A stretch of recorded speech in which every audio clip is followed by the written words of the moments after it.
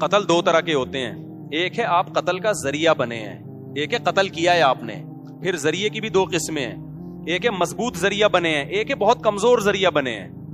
اس کو فقہ کی اصطلاح میں کہتے ہیں فعل فاعل مختار. فعل فاعل مختار کیا مطلب؟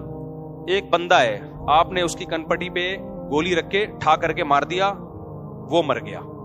اس قتل پہ کیا ہے, شریعت کیا کہتی ہے؟ آپ کو بھی ٹھا کر کے مارا جائے گا, کیونکہ خود سے آپ نے یہ عمل کیا ہے. آئی بات سمجھ میں؟ ایک ہے آپ نے کسی کو ترغیب دی کہ تو فلاں بندے کو مار دے, جا کے بہت ثواب ملے گا تجھے. ترغیب دی, میں تجھے اتنے پیسے دوں گا.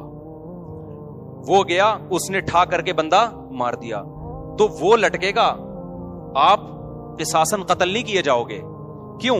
اس لیے کہ آپ نے جو ترغیب دی ہے نا, آپ نے اس کو مجبور تھوڑی کیا ہے قاتل کو. قاتل نے بالکل اپنے اختیار سے مقتول کو قتل کیا ہے, اس میں آپ کی کوئی زبردستی نہیں, صرف موٹیویشن تھی آپ کی.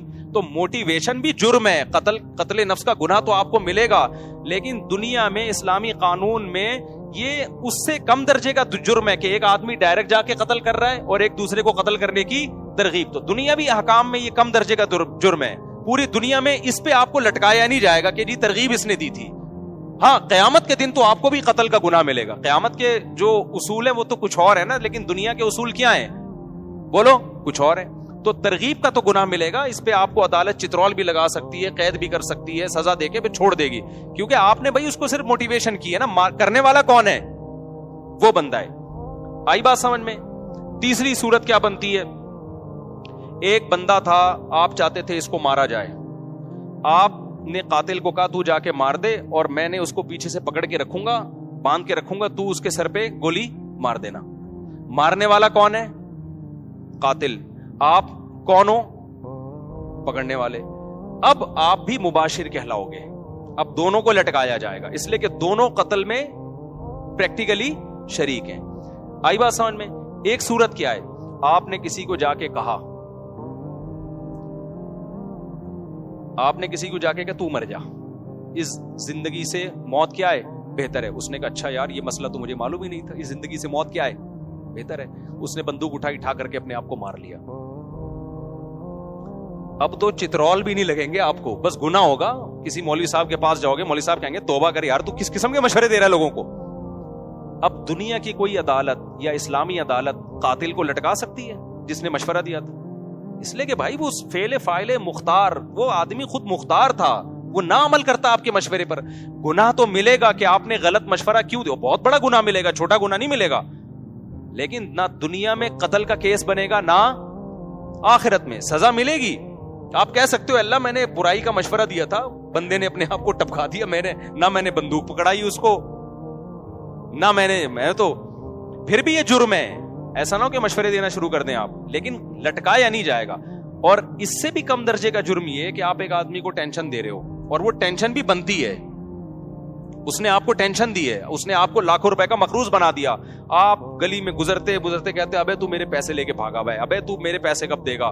اس ٹینشن میں آ کے اس نے اپنے آپ, اور آسان مثال کر دیتا ہوں, زید نے بکر سے 1 کروڑ روپے لے لیے اور بھاگ گیا. زید نے بکر سے قرضہ لیا 1 کروڑ اور لے کے کیا ہو گیا, بھاگ گیا. اب بکر اس کے پیچھے, جہاں زید ملتا ہے میرے پیسے کب دے رہا ہے. زید کہہ رہا ہے میرے پاس پیسے ہیں ہی نہیں, میں کیا کروں. ابے ہے نہیں ہے بھائی, یہ تیرا ہیڈک ہے, میرا ہیڈک کیا, مجھے میرا پیسہ چاہیے. پھر ادھر سے آیا زید, بکر نے ادھر سے پکڑا, ابے میرے پیسے کب دے رہا ہے. زید نے کہا یار میں غریب آدمی کہاں سے دوں پیسے. ابے بھائی یہ میرا ہیڈک نہیں ہے, قرضہ لینے سے پہلے سوچنا چاہیے تھا نا. فقہا بھی بیان کرتے ہیں کہ جو قرضہ لے کے گیا اور وہ واقعی سچی مچی کا غریب ہو گیا, تو عدالت اس کو قید میں تو نہیں ڈالے گی. امام حنیفہ کا یہ موقف ہے. عدالت کیا کرے گی, بکر کو کہے گی تو جان اور زید جان, کیونکہ ہم اس کے پاس پیسے ہیں نہیں تو نکلوائیں کہاں سے. اب تو اس کو ذہنی ٹارچر کر کر کے نکال لے. عدالت یہی کرے گی کہ تو جا اور یہ جانے. اب تو اس کو پیچھا کرتا رہے, جہاں جہاں ملے نا اس کو بولتا رہے میرا پیسہ, یہ تیرا حق ہے. اب کیونکہ ہم تو نکال نہیں سکتے, ہے نہیں, چھوڑ بھی نہیں سکتے, کیونکہ چھوڑ دیا تو یہ تو کما کے بھی نہیں دے گا. تو یہی قانون ہے. اب مجھے بتاؤ, بکر جہاں بھی زید ملتا ہے, بکر زید کو کہتا ہے میرا پیسہ. ایک دن زید آیا, اٹھا کر کے کیا کر دی, اپنے گولی سے مار کے اپنے آپ کو ختم کر دی.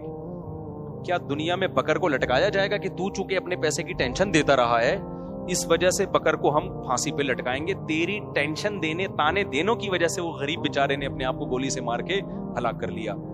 کوئی مشورہ دے سکتا ہے؟ بکر کیا کہے گا, وہ بھائی میرا پیسہ لے کے بھاگا ہوا تھا, میں ٹینشن بھی نہ, وہ میرا 1 کروڑ لے لیا, میں اس کو ٹینشن بھی نہ دوں. یہ کون تھا مذہب ہے بھائی؟ ہم کہیں گے دیکھ تیرے ٹینشن کی وجہ سے اس نے اپنے آپ کو گولی ماری ہے, اس لیے ہم تجھے بھی چترول ماریں گے, گولی نہیں ماریں گے تو کم از کم ڈنڈوں سے کوٹیں گے ہم تجھے. تو بتاؤ یہ پاگل پنے کی باتیں ہوں گی کہ نہیں ہوں گی؟ ہم اس کو کہیں گے بھائی جان اس نے پیسے جب لیے تھے اس کو سوچنا چاہیے تھا کہ میں جب دے نہیں سکتا یا پیسہ ڈوب سکتا ہے تو میں کہاں سے دوں گا. تو اب اس نے اگر اپنے آپ کو گولی ماری ہے تو یہ اس کا اپنا عمل ہے, اس گولی میں اس کا کوئی اختیار نہیں ہے, لہذا یہ گنہگار نہیں.